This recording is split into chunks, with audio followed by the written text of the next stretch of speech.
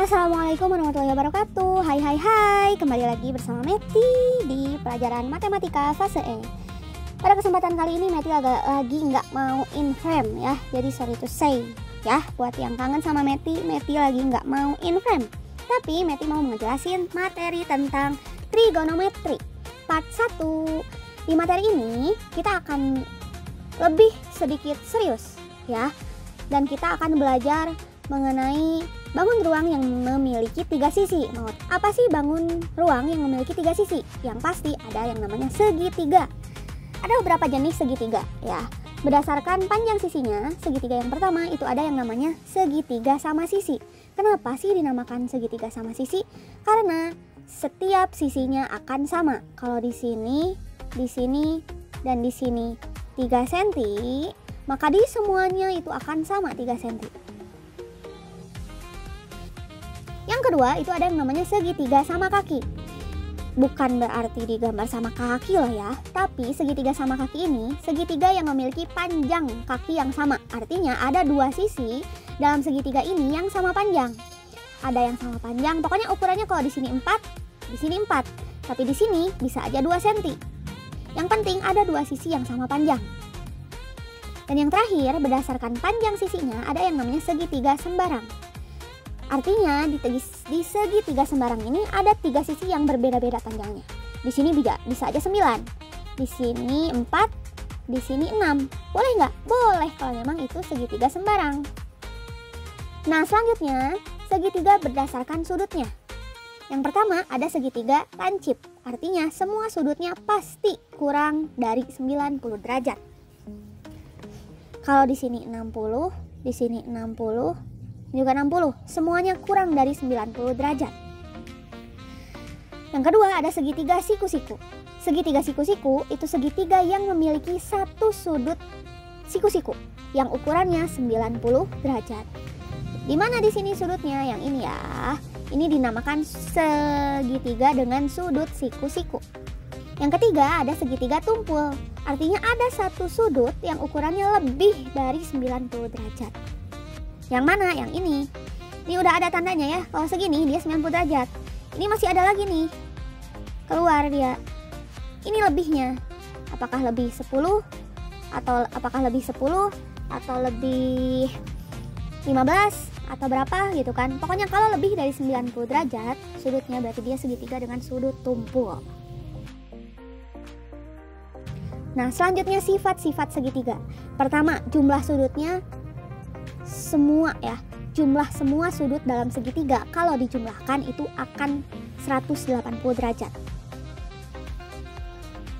Kedua, panjang sisi terpendek itu berlawanan dengan sudut terkecil. Yang ketiga, segitiga hanya memiliki satu sudut siku-siku atau satu sudut tumpul. Kita lihat lagi nih ya, ada 3 sudut kan? 1, 2, 3. Ada 3 sudut. Harus sama besarnya, artinya 180 dibagi 3, 60 derajat. Jadi semua sudutnya yang ini itu 60 derajat. Kalau yang siku-siku dia sudah keambil nih 90 derajat. Dari 180 dikurangin 90, sisanya kan 90. Ini sisa besar sudut untuk sudut yang ini dan sudut yang ini. Berapa sih besar sudut ke-1 sama sudut kedua? Apakah di sini 60, di sini 30, atau di sini 45, di sini 45. Ketika dijumlahkan semuanya dia totalnya akan 180 derajat. Yang ini pun sama. Kalau di sininya sudah lebih, misal di sini ada 120 derajat di sudut ke-1, kedua, ketiga. Yang kedua, misalnya ini, ayo hitung ya, kira-kira sudut yang ketiga berapa derajat. Selanjutnya, kita akan mengingat kembali mengenai teorema Pythagoras yang mungkin pernah teman-teman pelajari ketika di SMP ya. Rumusnya adalah C kuadrat sama dengan A kuadrat ditambah B kuadrat. Artinya, si C kuadrat ini, C dikuadratkan, itu hasilnya akan sama dengan A dikuadratkan ditambah dengan angka B yang dikuadratkan. Ya. Buat apa sih yang kayak gini? Gitu kan. Teorema Pythagoras ini digunakan untuk menghitung panjang sisi yang belum diketahui dalam segitiga siku-siku. Contoh sederhana ya. Kita punya segitiga ini ya. Ada sisi A, sisi B, dan sisi C. Sisi A saya kasih 4 cm. Sisi B saya kasih 3 cm. Kira-kira berapa sih panjang sisi C? Cara menghitungnya pakai rumus yang ini. C kuadrat sama dengan A kuadrat ditambah B kuadrat. C kuadrat sama dengan A-nya berapa? 4.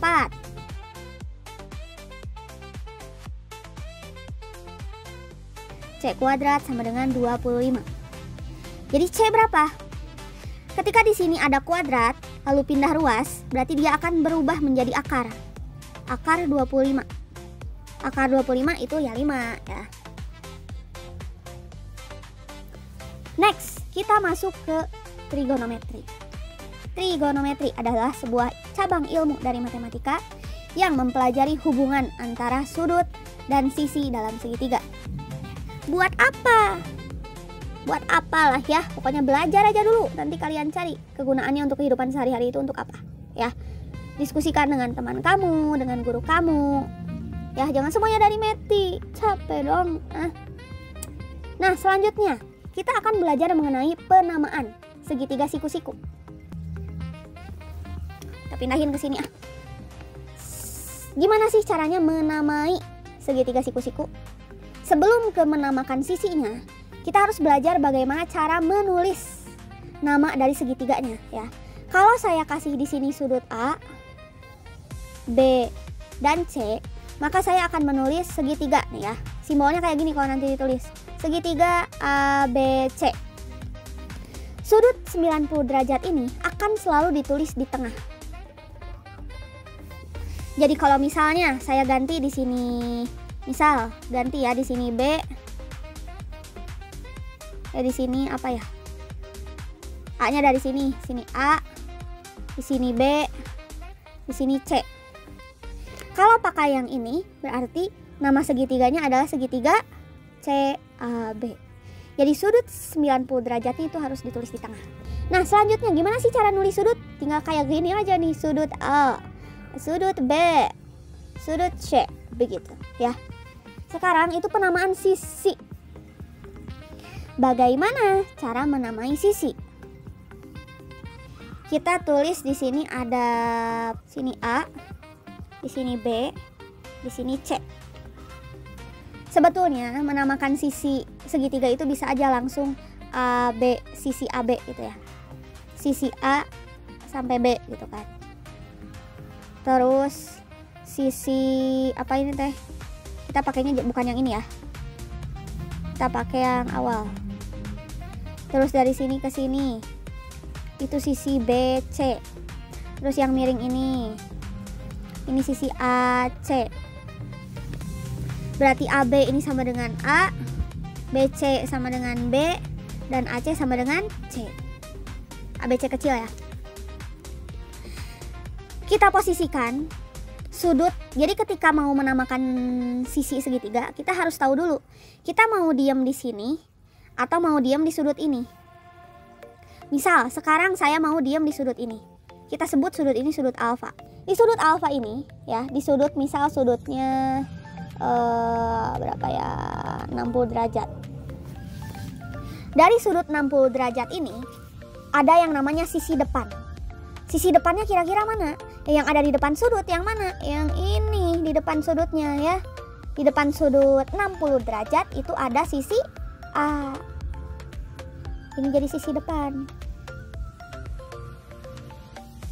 Yang B ini jadi sisi apa namanya?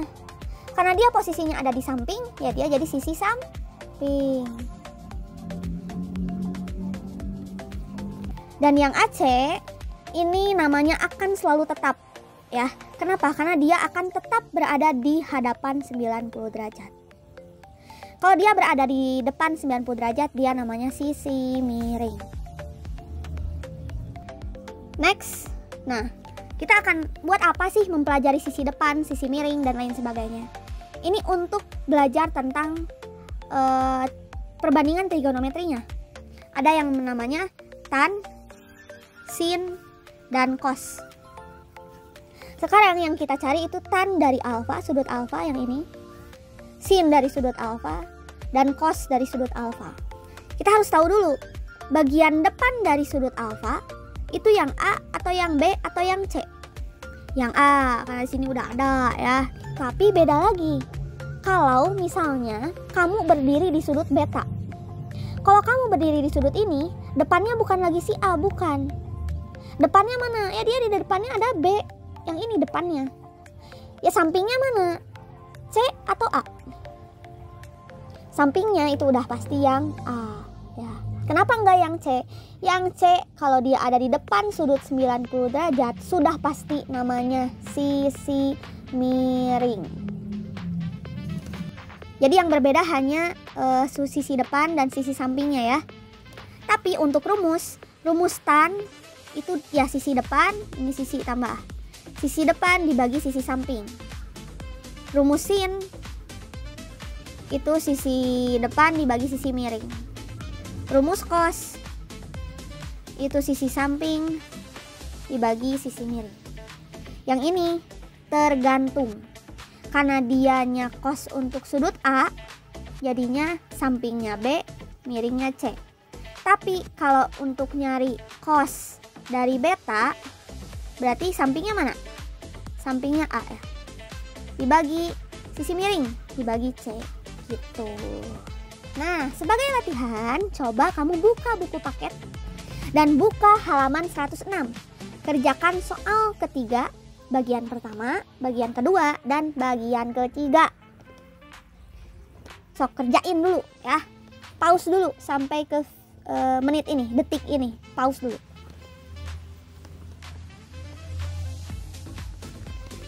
Nah, selanjutnya kita belajar tentang sudut-sudut istimewa. Apa sih sudut-sudut istimewa? Intinya ada sudut-sudut yang sudah diketahui nilai sin, cos, dan tan. Ada sudut 0 derajat, 30 derajat, 45, 60 dan 90. Silahkan ditulis ini.